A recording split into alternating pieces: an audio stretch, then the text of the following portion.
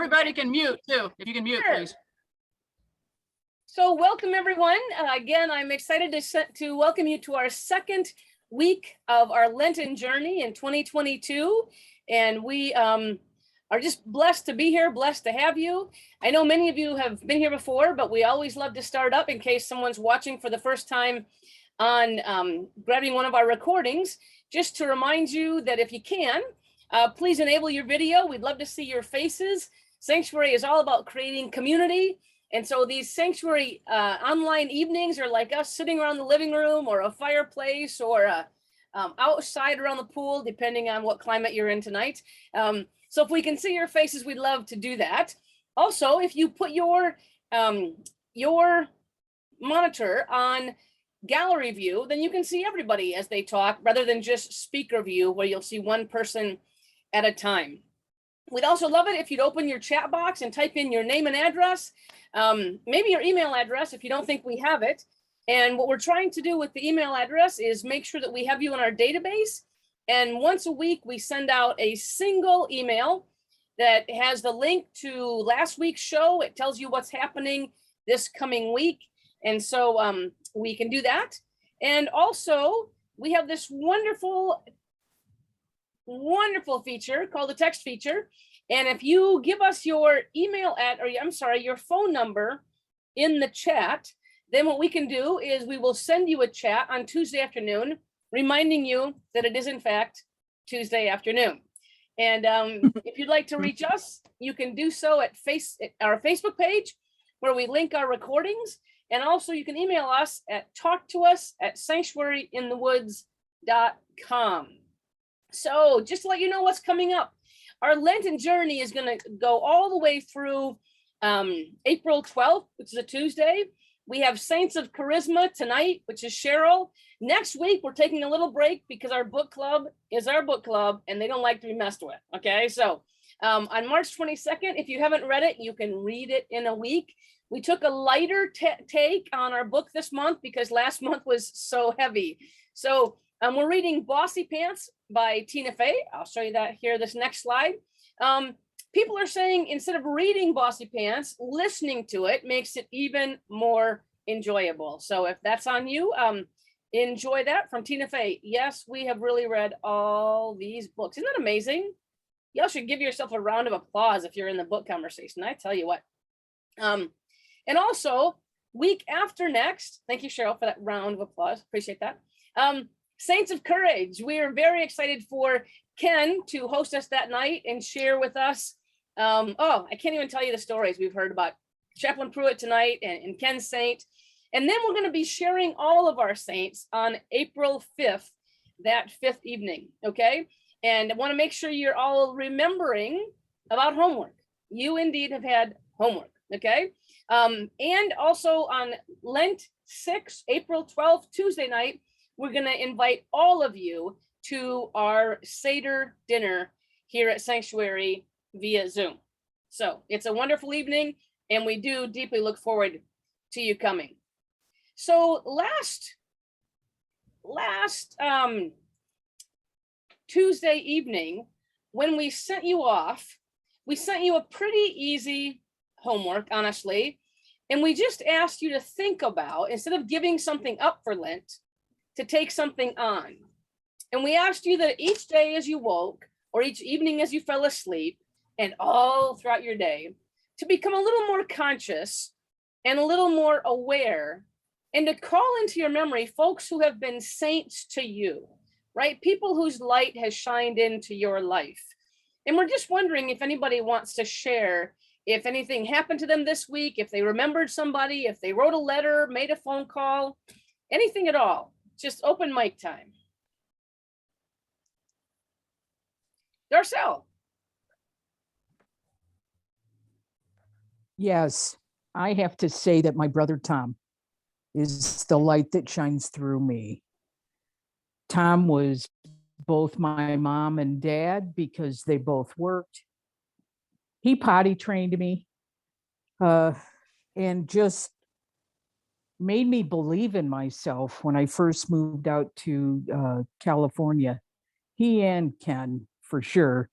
I can't just say Tom, I have to say Ken as well, because they both helped me grow emotionally and spiritually, especially the last few years of being so supportive of me when I was trying to figure out my sexuality, and the gentle nudging and the big brother, just being my big brother and always looking out for me, and being able to openly talk with Ken about stuff.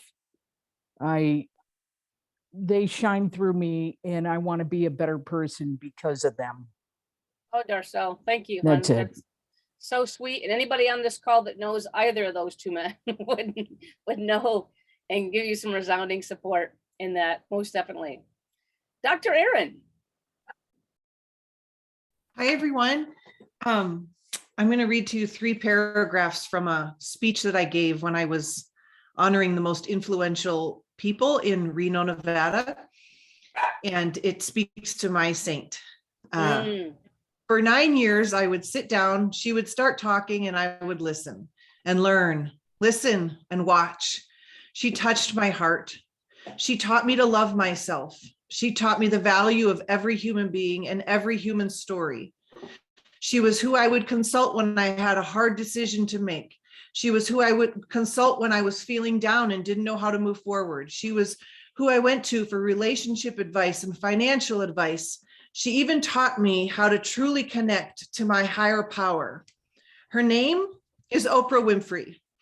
Now, I haven't ever met her in my real life, but I would watch her show religiously. In college, my friends and I would meet every day in the dorm room at 4 o'clock to watch the Oprah Winfrey show. I read all of her books. I can quote so many things she has said. I've even visited with her and hung out with her in my dreams many times. In fact, I've hung out with Oprah so often that if I ever meet her, I imagine her saying to me in her Oprah voice, "Dr. Aaron, it is so good to finally meet you." You see, it is possible to be influenced by those who don't exist in our real lives. Sometimes we find them in books. Wherever we find them, whether in real life or through the television like I did, they have a lasting imprint on our lives and shape how we see the world. Absolutely. Wow. Thank you, Aaron. And you know, and you teed it up so well, because one of the things we talked about last week was the fact that saints don't need to be folks in stained glass windows. Saints don't need to be old dead white men. Saints are indeed all around us. And really our definition is someone shining a light onto you. That's a person who's being a saint to you. And we're asking you for Lent to shine your light as well. Thanks, Dr. Aaron. Lisa. Yeah, you also had asked about, deciding something to take on. Yeah. And I've been, I found a study on Ecclesiastes. Wisdom is something that I guess I like to study. Hopefully one day I'll be wise. But just that idea of it's a 6-week journey that, is just the length of our time through Lent into Easter. And so that's the thing that I took on. Thanks, Lisa. Fabulous. I hope it's wonderful for you. Anybody else? Anybody else have a report out on their homework from last week? Jane Ann, I'm not sure if you're raising your hand or you're frozen to me. I am. Okay, you go, girl. Facebook has an unusual way of reminding me, March is, as you know, my favorite month. However, Facebook reminded me on Friday of last week that it was 45 years ago that day that I landed in Chicago for graduate school. And my saint had been is Dr. Fran White, who had gone to pioneer a program at a school down there, private school. And she had said to me as one of her residence directors, go get a lot of psychology I'd like you to come and be my assistant. And when you're ready, just call me and I'll make the way clear. So it was 45 years ago, Wow. last Friday, that I landed there. What I didn't realize, as she was the founding doctor of the program, she was also going blind. So I was her teaching assistant. I was a student doing my master's in counseling, but I got to be her eyes, and I read her papers and I marked her papers, and I read papers at conferences for her and with her. And so it was as though her work was I was just the vessel, but it was her through me, if you know what I mean? Like I got to be her, is what I meant to say. And she was way beyond me, but she kept asking me about my calling. What is your calling? What is your calling?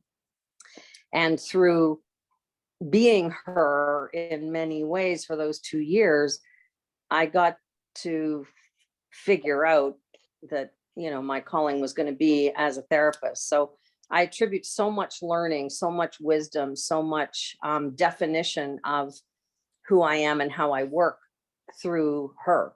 Yes. And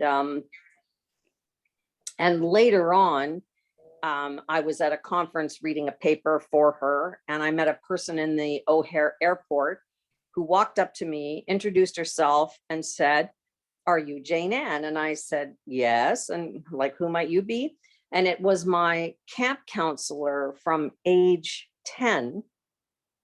She was from Southern Illinois, a professor at Urbana. And she said, "Oh, what do you do for a living?" And I said, "Oh, I'm a therapist. I'm reading a paper for my mentor." And she said, "Oh, I could have told you that when you were age 10. When everybody was on Visitors Day, when families were all visiting or not visiting, you were consoling the kids who didn't have their parents visiting, and you would invite them into your family, and your dad would end up taking all these kids out for ice cream and this and that." So I said, "Well, where were you?" And I was trying to figure out what my calling was. But I was age 10. So it was planted then, and then brought to fruition through Dr. White. And Yeah. so those two women are my saints. Thank you, Jane Wow. Ann. Absolutely. Shining light And Joby, into our lives. Yes, hon? before you go any further, tomorrow is Jane Ann's birthday. So happy birthday, Jane Ann. Thank you. Thank you. Thank you. Happy birthday, Jane Thank Ann. you. Thank you. Thanks. And Cheryl, why don't you 68. just Oh my God. go ahead. I mean, my friends, you know that this whole conversation around Lent is around saints, and we want to offer you a story and yet an opportunity for you to share. As Cheryl tees up a gentleman, I have heard story after story after story after story about. Rachel, you probably as well. So Cheryl, why don't you take it away, my friend, my lover, and tell us about your personal saint. I will. Thank you. So before I start talking about my charismatic saint, it seems like we should share a definition, right? So charismatic, I looked it up on Google. It's exercising a compelling charm which inspires devotion in others. And some of the attributes of charismatic leaders are extraordinary communication skills, maturity, humility, compassion, substance, confidence, positive body language, and listening skills. And I hope some of these things come to life as I share. So I'm very blessed because my saint is still alive and lives about 2 hours away. So this past weekend, I went to visit Chaplain Charles Pruitt, my saint, and his wife, Martha, a saint in her own right, and his daughter, Karen, who is my best friend from high school. Now, I found Chaplain Pruitt. Joby, are you putting pictures up? I was thinking I would, honey, in support of you. There we go. That's Chaplain Pruitt and Martha and my friend Karen from high school. And so I found Chaplain Pruitt in the hospital section of his and Martha's graduated assisted living community. About 3 weeks ago, he fell and he shattered his pelvic bone.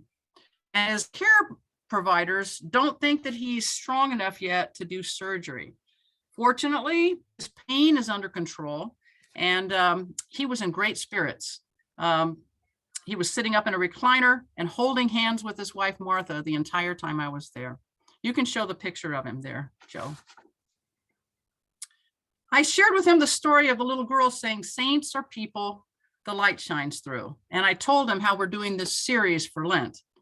And then I told him that he was my saint. And we shared some of my most fond memories, some of which I'm about to share with you. It was a beautiful time, and I'm so glad I went. But before I share these memories, while I was there, I said, "Well, I guess you have lots of time to pray while you're hanging out here." And he quipped back, "Oh, you mean for you?" And you see, he hasn't lost his sense of humor.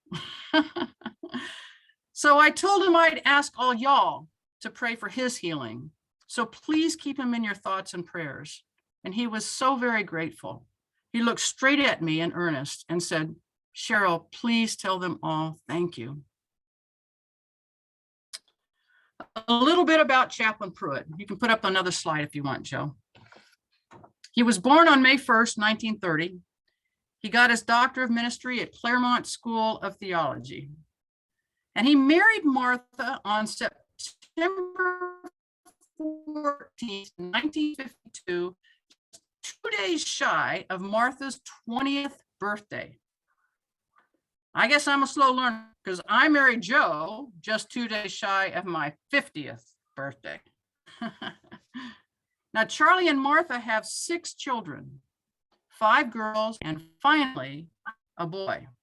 You see now why I call his wife Martha a saint in her own right? Charlie served as a chaplain in the U.S. Air Force for 30 years, and it was during that time that I met him. Lieutenant Colonel Chaplain Charlie Pruitt and my father, Lieutenant Colonel George Smith, who was an Air Force pilot, were both stationed at Torrejon Air Base in Madrid, Spain in the early 70s. As a chaplain, Charlie was responsible for nurturing all the people under his jurisdiction, not just Protestant Christians, but also people of Catholic, Jewish, and Muslim faith traditions. And let's be clear, his background was Southern Baptist. My sister Kelly and I went to high school with his 3 oldest daughters. And when our family first arrived in Spain, I was 15 and finishing my freshman year. And during our 45-minute bus rides to and from school, Kathy and Karen, his 2 oldest daughters, befriended me. And they finally convinced me that I needed to get saved. So I became a full-fledged Jesus freak. I got up early before school, walked around the neighborhood praying. I went to bed at night reading my King James Bible. I joined the youth group at church, and I also, of course, attended church. And church, by the way, was held in the building that the rest of the week was the movie theater. So it reeked of popcorn. Chaplain Pruitt conducted the services and preached. I don't remember when I officially first met him, but I remember being at a youth group meeting when he walked into the room. He was tall, thin, and his whole body was smiling. The energy in the room palpably changed, and I felt lighter, lifted, energized, inspired. And it wasn't anything he said or did. It was his presence. And not only at that moment, he was like a magnet. People were drawn to him. And for our youth group, for instance, he attracted these amazing dedicated adult couples to sponsor our activities. So I just want to stop here and ask, have any of you had this kind of experience of someone's presence having that kind of impact?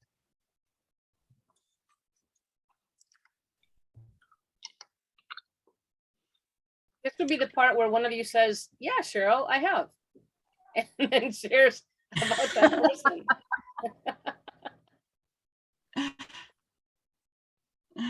Joby? Yeah, is that Tom or Ken? Ken, I shared this with everybody here at Sanctuary around the table last night, but I just had an amazing experience when Barack Obama was re-elected president. I was invited to his prayer service at the National Cathedral, and I was sitting down pretty close to the front, and the Bidens came in and sat down, and then President Obama and Michelle came in, and I told them when he came in, he is this very tall, very stately presence, but I will go to my grave swearing that Michelle Obama glows. There she glows.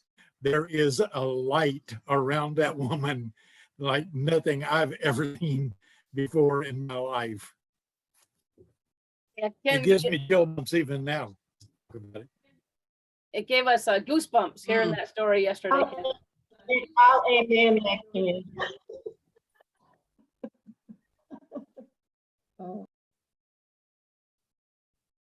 I didn't hear that comment. Sorry, folks.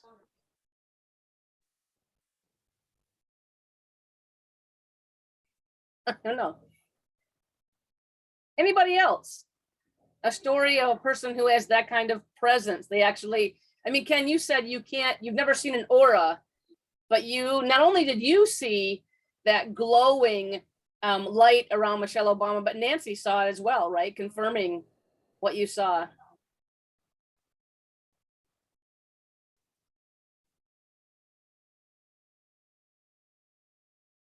Cheryl, why don't you keep going? I will. I will. Okay, good.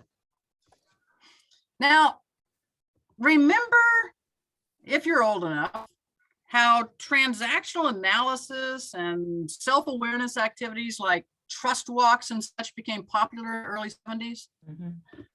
Well, Chaplain Pruitt was gifted in communication skills, and he used some of those tools to create programming for us teens that built self-esteem and encouraged self-awareness.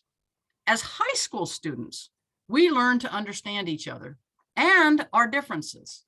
And as a result, we grew to care deeply about each other. It was such a cool gift. And when I was 16, I asked Chaplain Pruitt to baptize me.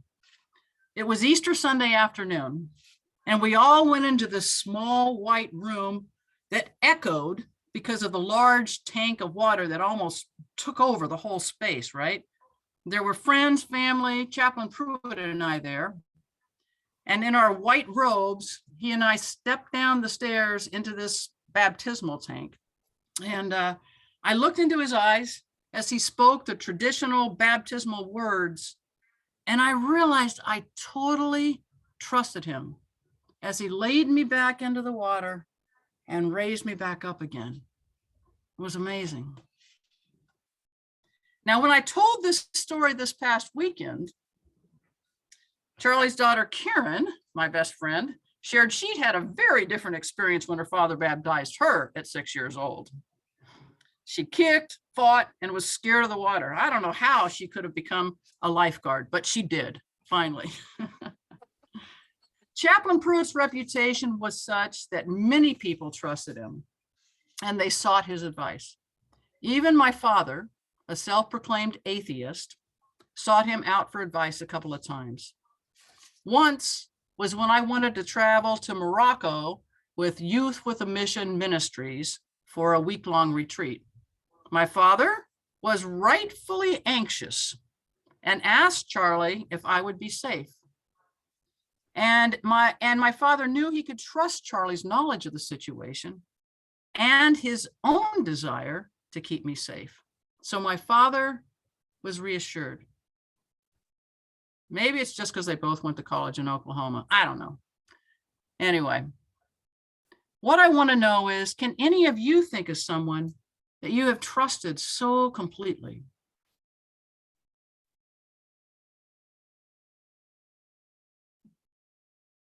Cheryl, when you talk about that, Bill and I actually just had this conversation, and I was letting him know, You know, we've known each other 38 years and we've been married 37 years. And to have that complete trust in someone is such an incredible gift. And, you know, it's a treasure. A gift and treasure come to mind, that it's not even, you know, there's other things you have to do to nurture the relationship, but having that trust as a foundation or a part of the foundation is so precious and so dear. And so that's what comes to mind for me. Yeah. Thanks, Lisa. Thank you, Lisa. That's amazing that you all have that together. That's very powerful. Blessed. Well, you've had a few years to work on it, right, Lisa? How many? 38.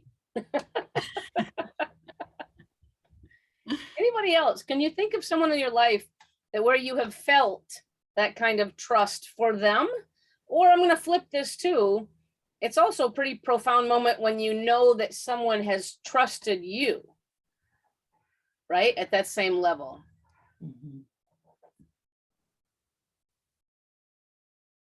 I'd like to talk about both. Thanks, Jan.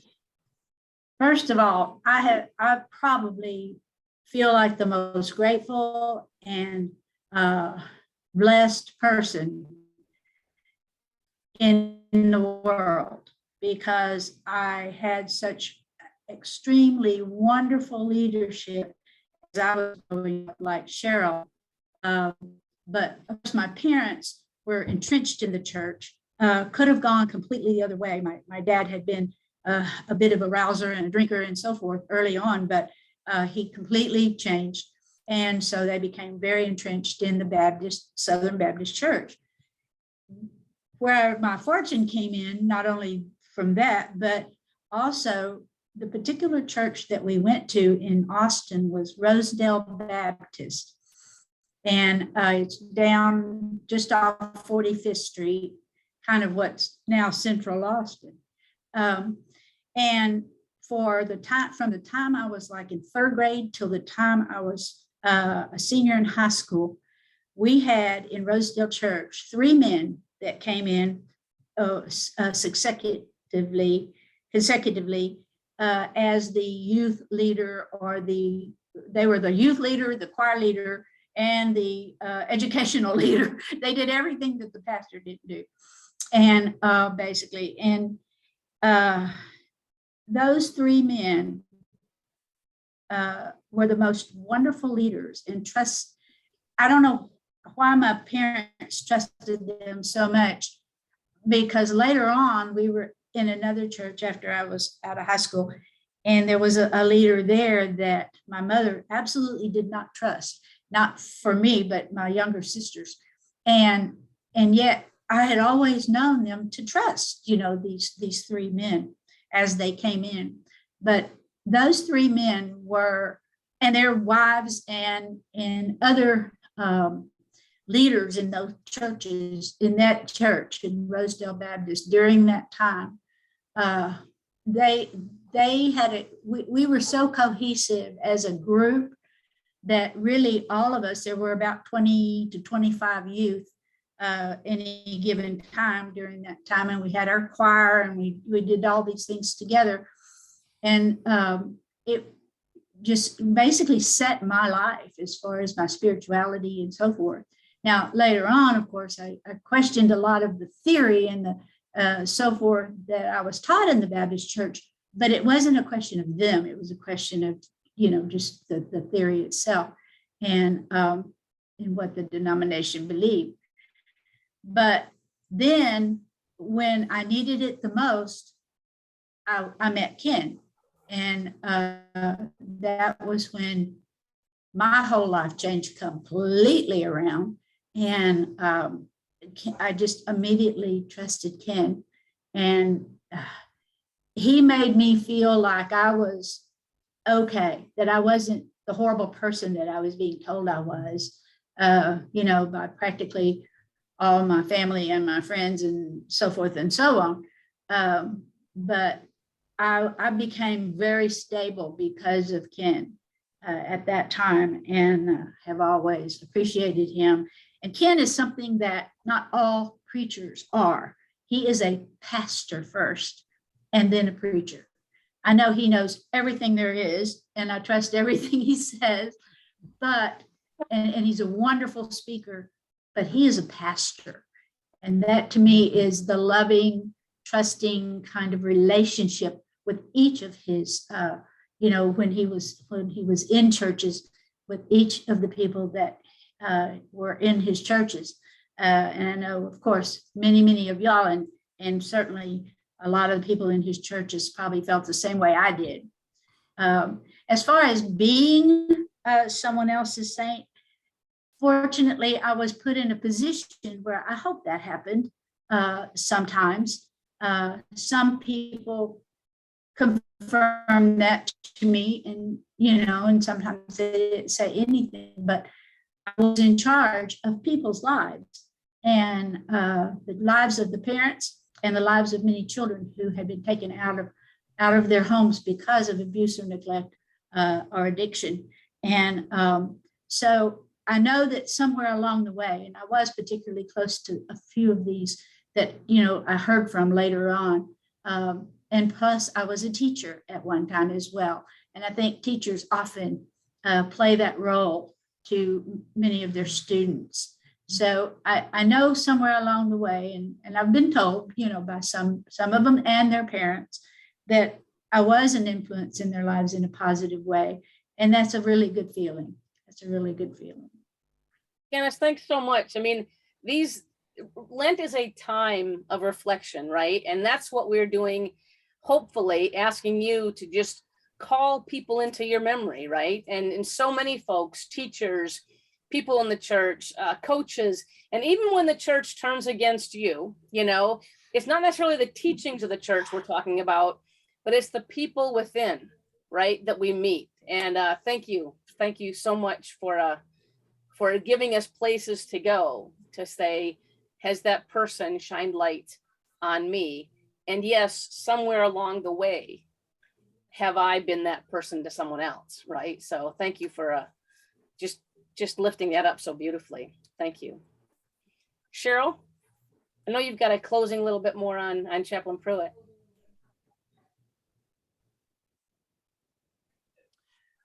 I do, and I have another question, which I hope y'all will be ready for when I get there. One of the attributes of charismatic leaders is that they inspire and empower others. This is something you were kind of talking about, Janice. Yeah. And by the time I was a senior in high school, I was a leader in our youth group. Our youth group choir traveled all over Spain. We sang and performed at other military bases and at Spanish churches. And Chaplain Pruitt encouraged us in these activities. He trusted us and he believed in us, even when we got a little wild in Barcelona.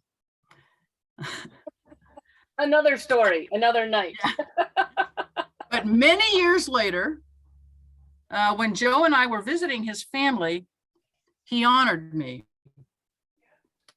We were gathered in a circle to pray before a meal, and I was standing next to him. And we all held hands as we prayed. And after amen, he looked up and grinned at me, and he said to everybody else, y'all go ahead and eat. Cheryl and I are going to go in the other room and pray for a bit first.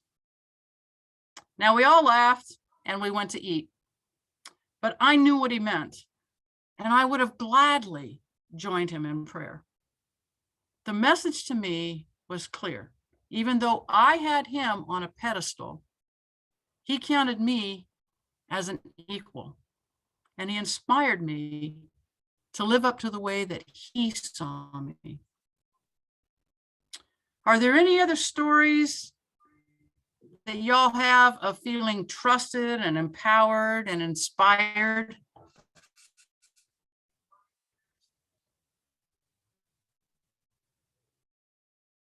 I last week spoke about Dolores Berry, Reverend Dolores Berry, who was such a prominent evangelistic singer in Metropolitan Community Church. And so this week I just reflected all week about her and why I so respected her. But she had come through to sing at our church, and she and Judy said quietly, we were making the arrangements. Well, a week or about 10 days after that, we have another church in Oklahoma. And I just casually said, well, where are you going to go? And they said, well, we don't know.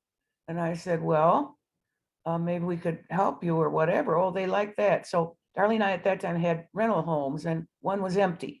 So they came and stayed that week here in Michigan. And it was a wonderful way to see another side of someone that you've only seen, in public extravaganza worships. And Dolores had an interest, which I never knew about, was making things for small charms and little things for people to give to people. And she said, when they first come to my services, so many feel touched and I want to leave something. So her whole goal that week was for us to find craft shops, and things for her supplies.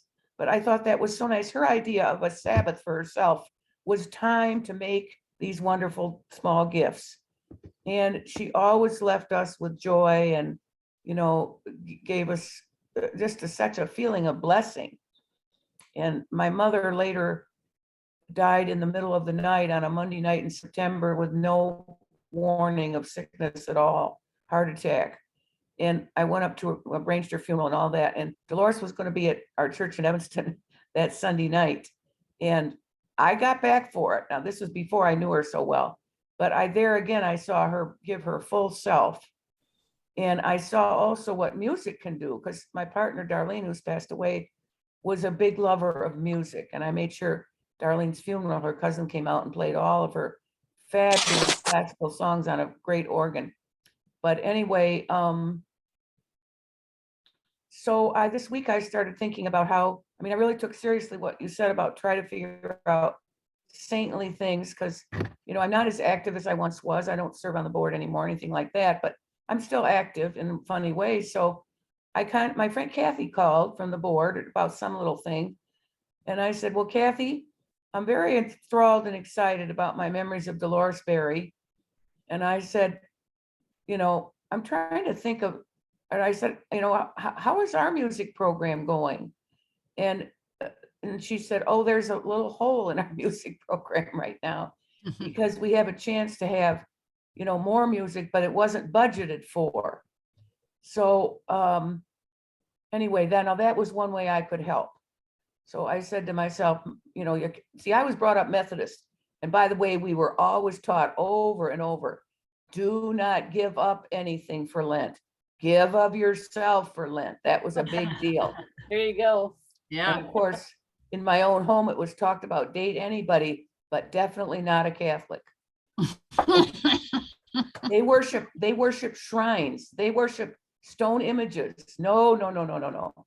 So anyway, I'm used to this idea of giving something instead of giving up something.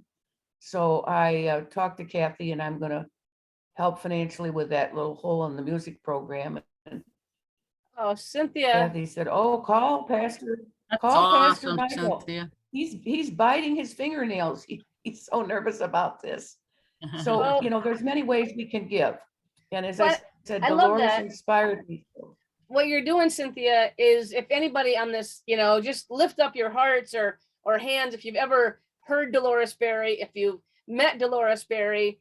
This woman is one of the most powerful presences. Cynthia, she's a perfect person to lift up for this. And besides being an evangelist, besides being the person that you're now sharing another side of, right? She was, that woman, if she was singing in, let's just say, what's the middle of the United States, like Kansas, we could all hear her. We could all hear her, and she would be singing something uplifting, and she'd be walking in that church, and she'd have this massive hat on. God knows how those hats traveled all over the world, but they did, and so Cynthia, by remembering Dolores, that music is how you sourced. Good for you. That's like A+ on the homework, man. That was fabulous. Because it was, you didn't expect that when Kathy called you, right? Well, but you No, I did not. let Dolores source you. How's the music program going? What a perfect, man, that may not have even come up had you not been thinking about Dolores, and Right. thinking about her music, and her Yep. ministry. Yeah. Oh, thank you so much for that story. That's just fabulous. Fabulous. I have a picture to show y'all. Okay. Something else that Lisa, you can aspire to. How's this look like? 38 minus 65. What do you have, Lisa? How many more do you have to go? Pick it up, Cheryl. Go for it. Why are you asking me to do math? It's kind of late. No math on Lent. No math on Lent. Well, here's the weird thing. Here's a couple of more pictures of them. And the thing that's so strange is, back in the early 70s, we didn't have iPhones and all this stuff. And so people didn't go around taking a pile of pictures. And so the only pictures that are available back then, Kelly, my sister, found one from him that was at a church camp that we attended.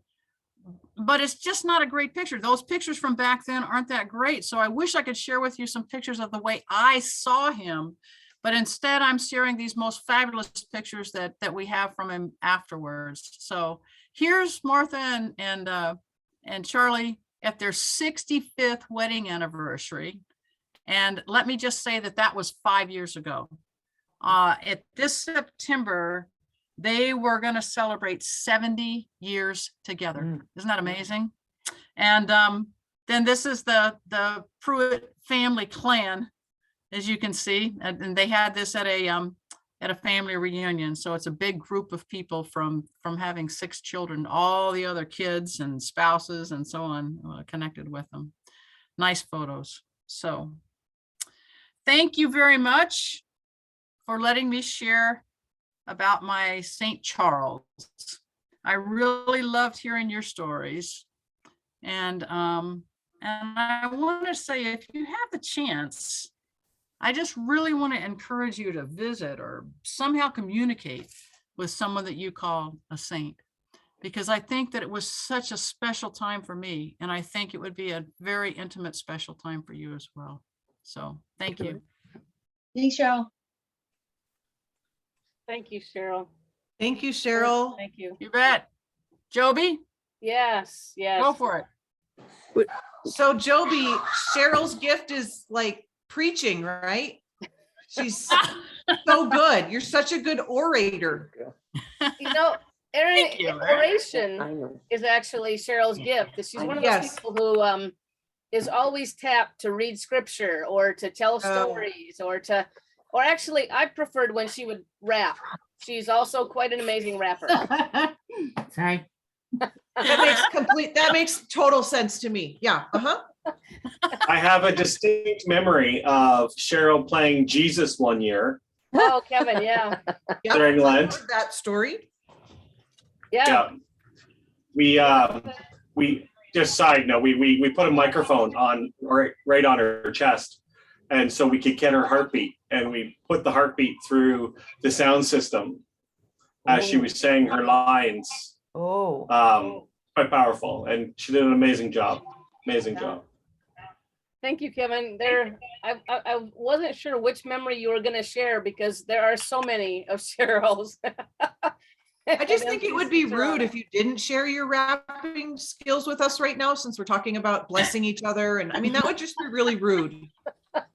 And Kristen's clapping. So what was it like? A J, a C, a JC? I mean, I don't know. What was it? The rapping I did was usually commercials for Joby's commercials for Joby's programs at church. This makes sense. I became completely a straight man to Cheryl's, rap skills. And then our music director, working with Kevin, would put suddenly like the whole choir behind Cheryl. So suddenly at the 9 o'clock, Cheryl had like just rap, which is fabulous. By 11 o'clock, a 60-person choir, beatbox, and Kevin on the sound. It's legend. Cheryl, you are a legend. Right, Rachel? Yeah. Yeah. Did it come through that I said that I was just embarrassed? You were what? Embarrassed. Yes. That's good parenting You then. didn't want her to be your mom. You're very talented, Mom. Uh, I didn't appreciate it. Carol, jump in, please. You've been raising your Okay, hand so yeah. politely. Hi, I have a funny story regarding trust, if you'd like to hear it. Absolutely. 37 years, so I'm with you, Lisa.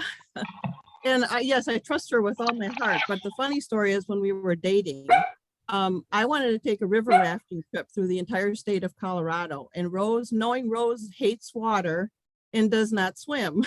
Oh, So I said, I'm trying to convince her to go on this trip. So I'm like, well, how about I'll reimburse you the entire cost of your trip if you come with me water rafting. And so she agrees.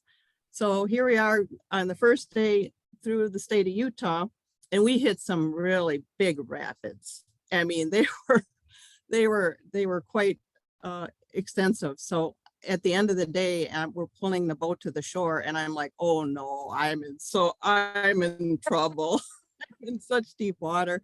But she comes to me, and I'm like, but Carol, yes, this is the best idea you've ever had in your entire life. So yay. I won Rose's heart. I didn't have to pay for the trip. And we had a fabulous time, and now it's 37 years on. 37 years on. I love it. I love it. Good, big risk. That's a risk reward, right, on that one. Oh, well, That's my friends, great. thank you. And thank you for all your stories tonight. Two things we're trying to do during Lent besides share of a personal saint like Cheryl did tonight. We also want to bring you a saint. And we thought this was incredibly appropriate. Barb, are you able to be there and tee this up? A saint story from Barb. If I'm getting a confirmation. Barb, are you there, hon? Because you're on mute if you're talking through your Yes, iPhone. I just needed to figure out how to unmute. I just need to figure out how to unmute the iPhone. Okay. That's all yours, hon. Our internet provides weekly fun and new and different challenges. Every week.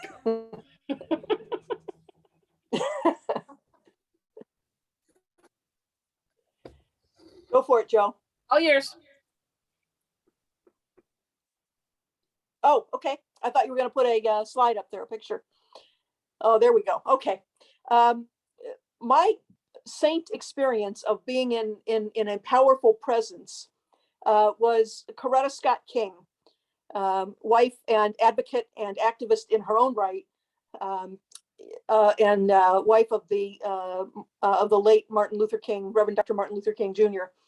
I lived in Atlanta, and so did the Kings. He was the pastor of Ebenezer Baptist Church in Atlanta when he was there. The King Center is there in Atlanta, founded by Coretta Scott King. And she is an alumni of Spelman College. If you were on the last year in February, we did spotlights on the historically Black colleges and universities. And Spelman was one of the ones we talked about a little bit. But every year, a musical group called Sweet Honey in the Rock did a fundraiser for scholarships for Spelman College. And Coretta Scott King was one of their featured speakers. And she came out during a break, during an intermission in the concert, and announced an award. And it was just such a powerful experience. I didn't know the person, had never met, had never heard of the person who was getting this award. But by the time Coretta Scott King got done introducing her and talking about her, I felt like I had known her all my life and was so inspired by both the award recipient and Mrs. King. So, she is definitely a person of charisma, a person of light shining through, and someone who made an impression on me. Thank you, Barb, for that That's cool. saint spotlight. Yeah, absolutely. And I do want to call attention to Kay's Dolores hat. Fabulous, Kay. Thank you for dressing up here tonight. And what we want to finish our night off with is a little bit of homework, right? Many of you know last year when we did CLM, everyone, the joy is the work, right? Someone said theology, it isn't done unto, it's done with and around, with and for, right? It's in community. And the work of Lent, the reflection, the anticipation, the walking toward renewal isn't going to happen passively, right? It's a more active event. So what we wanted to do is remind you, as last week, let's see here, we asked you in your homework to, allow people to come into your memory that have been saints unto you, and that you could be saints too. This week, we're going to ask you the exact same thing. And maybe these saints have charisma. Cheryl, what were the kind of the definition you offered early on tonight? It was around inspiration and presence. Can you read those off to us again? Sure. First of all, a charismatic person is someone who exercises a compelling charm, which inspires devotion in others. Charm. So it inspires devotion. That's one of the things. But extraordinary communication skills, maturity, humility, compassion, substance, confidence, positive body language, and listening skills. So you got all that going for you, okay, this week. Maybe just pick one. And anyway, we want to keep you thinking of saints and also thinking of being a person that the light shines through. And we also want to leave you, Kristen, I'm going to ask you to read this, but last week we offered some words from Frederick Buechner. And I just would love you to just either close your eyes, quiet yourself, and listen as Kristen reads these words. This is what it is to be a saint. Okay. To be a saint is to be human because we are created to be human. To be a saint is to live with courage and self-restraint, but it is more than that. To be a saint is to live not with the hands clenched to grasp, to strike, to hold tight to a life that is always slipping away the more tightly we hold it, but it is to live with the hands stretched out, both to give and to receive with gladness. To be a saint is to work and weep for the broken and suffering of the world, but it is also to be strangely light of heart in the knowledge that there is something greater than the world that mends and renews. Ah, thank you. This is half of the reading that we gave you last week. As you go through your week, think about when you clench, right? As compared to when you open your hand. When you understand that things slip away as we try to hold them. And walk this week living with your hands stretched out to give and receive, and to be strangely light of heart. We're gonna tap you out tonight with a song from Sweet Honey in the Rock, as Barb mentioned, telling us that story about Coretta Scott King. I'm not sure how many of you know of this a cappella group, but they will bless you as they have blessed us for so many times, so many hours. So tonight, my friends, I want to send you off into week 2 of Lent to be full of light, to share that light, to grab light from wherever you can. And a memory tonight, a theme clearly is around music, allowing that to source you, allowing that to be what you share. I'm going to go ahead and stop this share and share the Sweet Honey in the Rock with my sound attached here. So you enjoy, all right? And if you're here when we're done, we'll see you on the other side. Otherwise, listen. You can go off camera if you like, but have a fabulous, blessed, light-filled, and light-shining week. For each child that's born, a morning morning star rises and sings to the universe who we are. For each child that's born, a morning star rises and sings to the universe.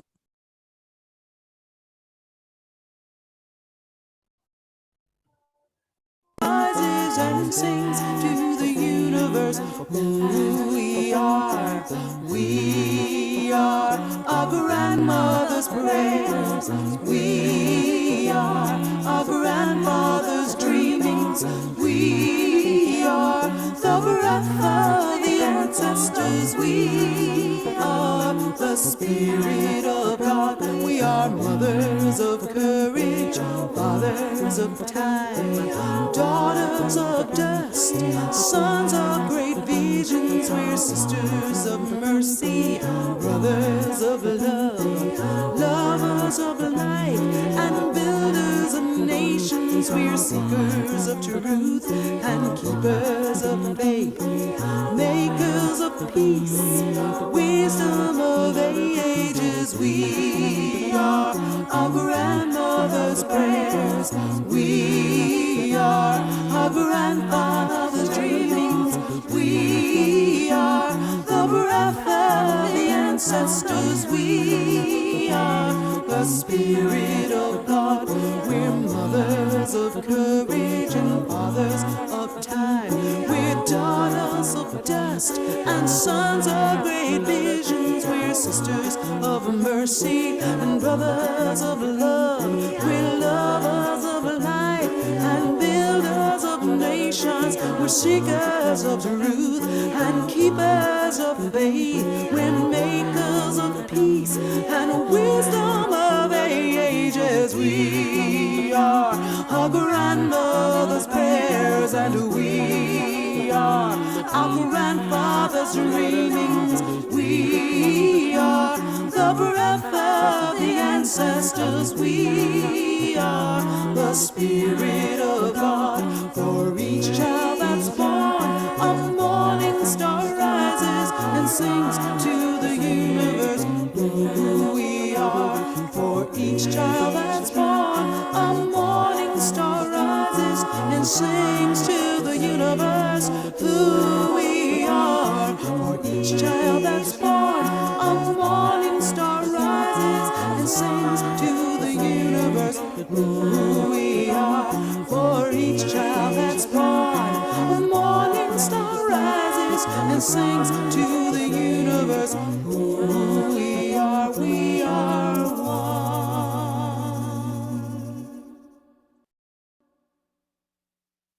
Beautiful. I hope that came, my friends. I know it's been a challenging night with internet. That wasn't for you. All right, y'all. Have a wonderful week. Blessings on your Lent. Blessing on your journey. Thank Stay safe out there. you. Bye. Thank you. Night, night. Night, Erin. Good night. Night, Jane Ann. Night, Rachel. Good to see Night, you. night. Hi, mamas. Love you. Great to see you, Thank Rach. you, Ray. Thank you. Good to see you, Ray. You too. I like hearing about Chaplain Pruitt.